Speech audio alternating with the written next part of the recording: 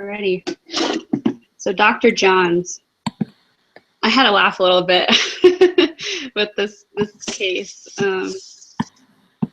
It's kind of your typical entrepreneur, though, kind of going from project to project. Yeah. So he's an interesting guy. Do you have the list of questions that we're discussing? For the discussion, yeah. Okay. So the first one is, what do you think of Osher's process for identifying opportunities and building companies? His process. Okay. I read this earlier today. He kind of like starts them and then kind of just sells them, goes to the next thing. Yeah. Kind of his habit, I guess, with companies. Which I've read through it. I haven't gotten to the what he actually did. I don't know if it tells you that, but that's what I assume that what he would do with this company, just based off of his other habits. Just sell it as well, yeah. Yeah. Yep. Basically what I was kind of seeing as his process, I like how he kind of has built up a team over the years with a very strategic team with a lot of different skilled professionals from his different companies that he kind of just has brought with him as partners to his new ventures. And then I liked how it gave that list in the case study of like the 16 things that a lot of entrepreneurs do wrong, because he's also learned from all his different ventures as well, what not to do, what are the right things to do to make sure that you have a successful company. And it's definitely shown in his new toothbrush company, just going from not even existing to just a really successful company from the beginning. I really also liked how he was, like you were saying, he's just a serial entrepreneur. He comes up with a company, builds it up for a couple of years. Ever since he was a little kid, it says he made his first company, and then he sells it and he thinks he's done. He goes and enjoys the beach or the golf course, and then gets bored with that, so he goes off and starts a new company. So it's quite an interesting process how he does all that. So that's what I was able to see. Yeah. So do you think that answers the first two questions, or? Yeah. Who is John Osher? How does he come up with his ideas? Yeah, I think so. Okay. Let's get to the next one. You have the list up now? I do, yeah. It's on this other screen. Is a spin brush a good idea, and how does John evaluate opportunities? I think it's a great idea. I think it's a great market too, because I know like you want like an electric toothbrush. You think it would be much better for your teeth, but it's too expensive. So it gives that opportunity to everybody who can't afford it. I think he was just entering the market when people were, I guess, needing that new toothbrush that they've been wanting but couldn't afford it, kind of. Yeah. Yeah, I agree. It's a pretty awesome idea, especially because, like you're saying, it's low cost. He's in a market completely by himself, because he's obviously not in direct competition with the higher quality, higher priced electric toothbrushes, because the people that are looking for that kind of higher quality are going to buy that, but the ones who are looking for just something cheap, but something that's still quality, all the other companies don't really have anything like that on the market yet. And so I think that's how to answer the second question, that's how he evaluated his opportunities. He kind of saw that, you know, people that don't want to spend a lot of money on dental hygiene are just going to buy a normal manual toothbrush, but he wanted to be able to, he saw that there was a opportunity in the market to create an electric toothbrush that was low cost. Even if it, you know, lasts 2 to 3 weeks, it's only $6. You just go buy a new one and it works for another month. It's not a big deal. So I think he definitely found that as an opportunity. Do you know like what year this was? This was like, yeah, like around 2000, 90s, 2000 time. it almost seems like nowadays companies are starting to do that where they have like a luxury line and then like a middle one. Like they kind of like, I don't know, kind of have that mindset now of Yeah, catering to like all the demographic of. Um,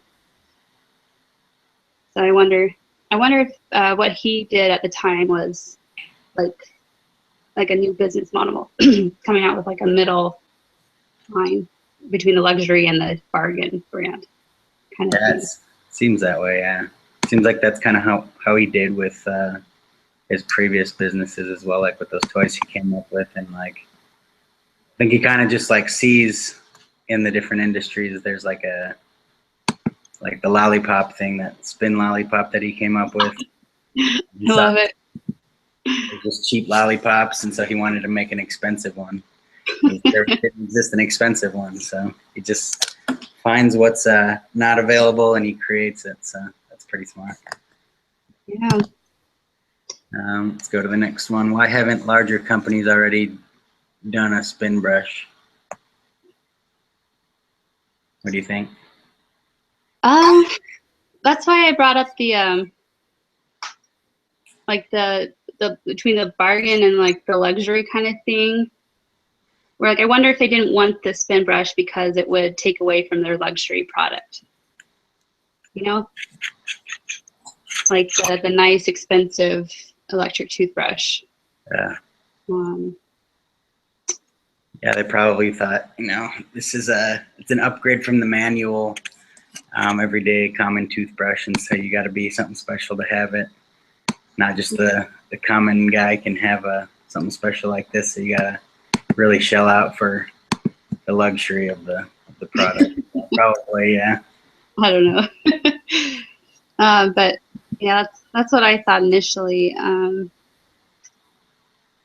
Because it seems like such a simple idea. Like it looks like he just took what he did with the lollipop and put a toothbrush on it. Pretty much. So. Lucky. That's all he had to do and made millions, I'm sure. Yeah, gave all those kids cavities and now they need a spin brush. That's awesome. All right. This one's kind of a hard question. I don't really know how much is spin brush worth.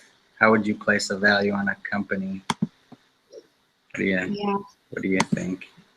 He did in the videos mention how to like calculate like a net worth. Mm-hmm. I'm gonna have to go over that again. I've just been like cramming all this in today, so I just have bits and pieces floating around. But I'll have to go back and see what he said about it. But I know like spin brush, like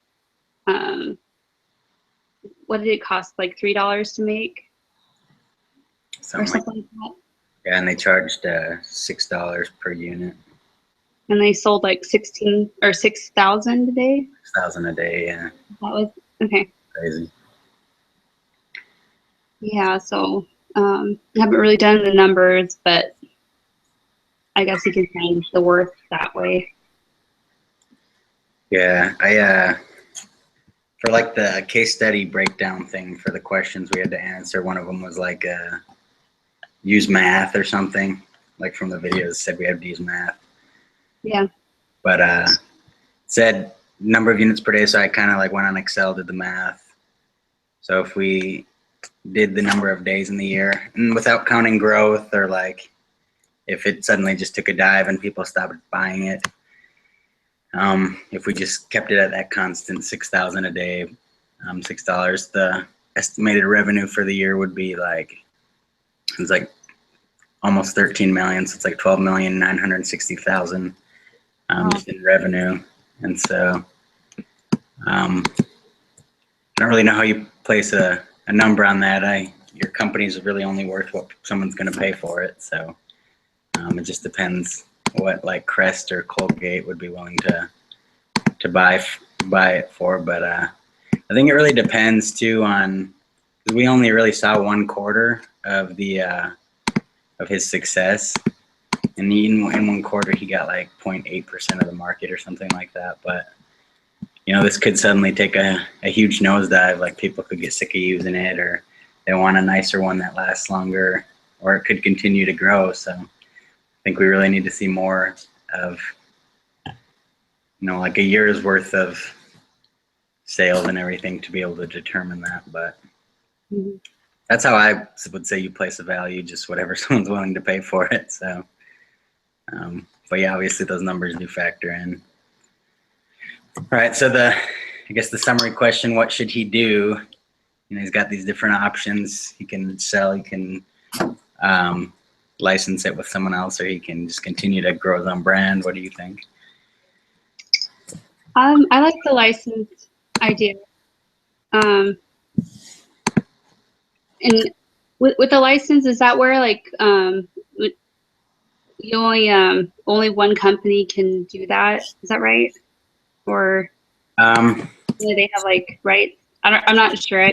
The rights to it, yeah. What I kind of understand for it is basically like he's kind of like having Crest like stamp their name on it, and so they'll get a portion of it, but he still owns it. So they'll probably get like a percentage of the like royalties because they put their name on it. But he's still the owner, and so he'll still get all the revenue and all that. It's still his company. So that's I think what the licensing is. It's like the patent is where like only he can make that specific model. The license is where he has that other company kind of just brand it, basically, kind of throw their name on it, I believe. So I just don't see him doing that though. Like he seems like the kind of person that would sell it. Yeah. But if he wanted, I don't know. To me, that the license thing is like a pretty safe bet. I think maybe because you're paired up with a more established company, and you just want like if you want to keep with it, but not fully invested. That seems like a good option, but right. Yeah.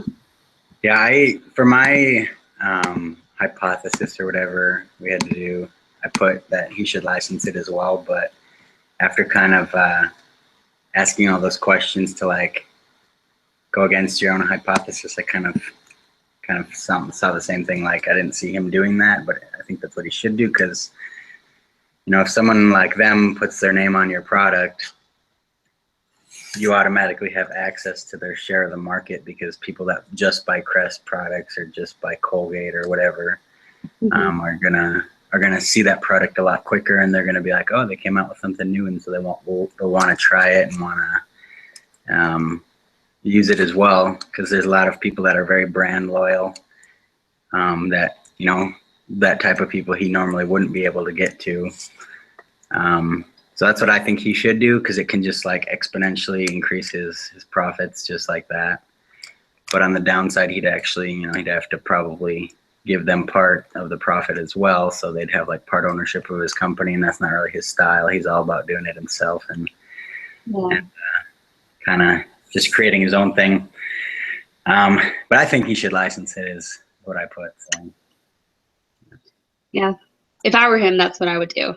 But if I were to guess what he would do, he'd probably sell it. Yeah, I think he'd just like sell it off and cash out on it. Yeah. But yeah, I do like the licensing thing. Agreed.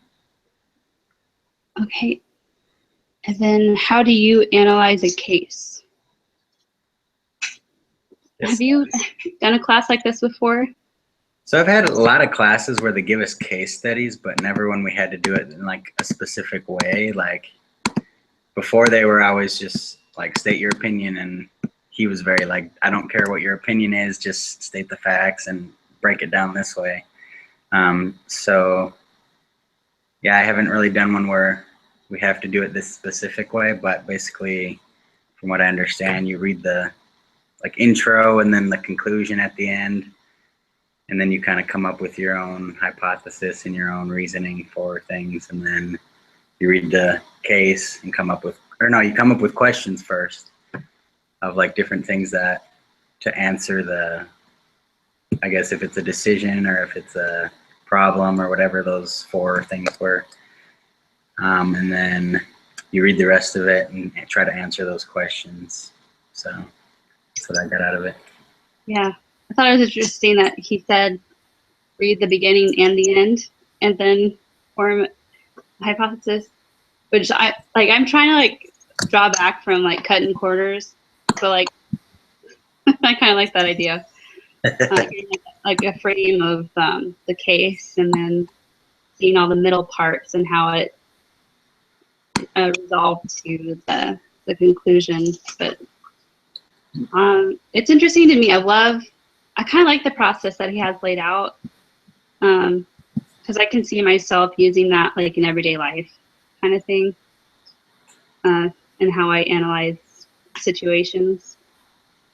So I'm just at the beginning. I've never had a class like this before, so I'm still trying to learn.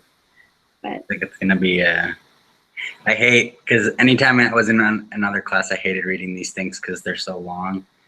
But yeah, I think this way to analyze it makes it a lot easier, because you're just reading the beginning, kind of like getting some background information, and then you're seeing, you know, what it is you're looking for, like if it's a problem that needs to be resolved, or, you know, your advice on what decision they should make or whatever it is. And then you get all that information in the middle that's more meaningful, because before basically what I would do is just read through it and it was like, why am I reading all this? What is this all for? And then I'd get to the end and I'd be like, oh, okay. But I already forgot everything that was in the middle. So then you have to and read. That's a good point.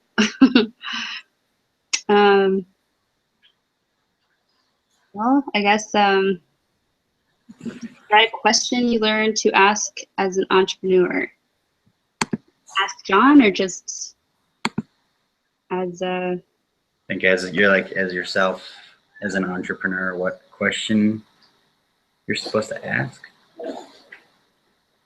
Oh, okay. I guess like where you see this headed, I guess. Or for John, like he should have, like, he was aware that there was big companies that are established out there already. So he already knew that. So I guess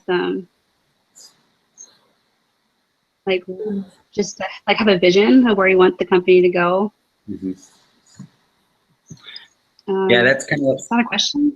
Kind of what I was thinking too, because as I was reading it, I was kind of getting annoyed because it like tells you or it doesn't really tell you like what his, because it's like, oh, what should he do? You know, he's got these different options, but it never really shows you what what he wants to do as a business owner, as an entrepreneur, because, you know, he could do any of those things really, but depending on what he initially came up with as when he started his business, what he wanted to do, what his vision was. Because, like, you know, just getting his background, we see him as someone who just, like, you know, buys and sells or creates and sells companies, but maybe he had something else in mind for this one, just to create his own, you know, brand with new products and everything. But unless we know his vision, unless we've asked that question, we don't really know. So yeah, things would fall apart if you didn't know where you wanted it to end, or just where it was going. You just started it. And, yeah. So. Awesome. All right. So where do we go from here? Like, do we have to do like a summary of what we talked about, or? So there's a discussion board. If you look on the, let me go to it. I'm gonna go ahead and stop.